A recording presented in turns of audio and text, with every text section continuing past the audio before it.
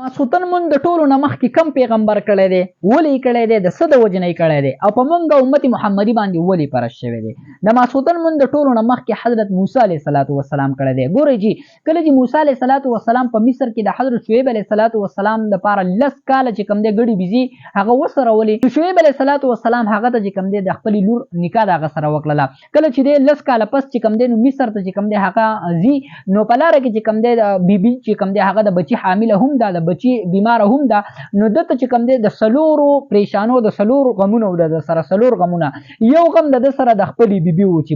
بیبي مې چې کوم دی هغه د بچی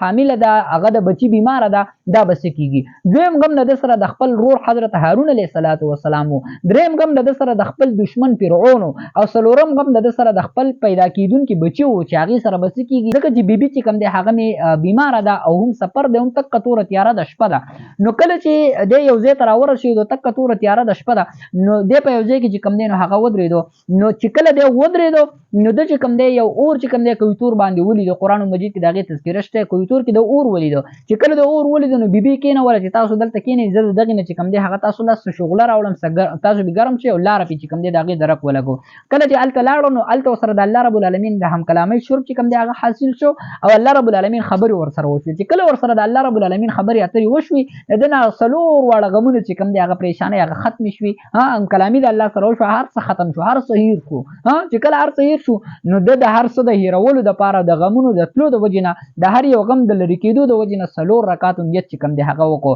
او څلور رکعات چې کوم دی هغه د ادا کړل نو الله رب العالمین ته د حضرت موسی علیه السلام د لمونځ دومره خوښ راغی چې دا په امت محمدي باندې فرض کو او په یو روایت کې دا هم راځي چې د ماسخوتن مونځ د ټولو نه مخکې چې کوم دی هغه نبی کریم صلی الله علیه وسلم ادا کړی دی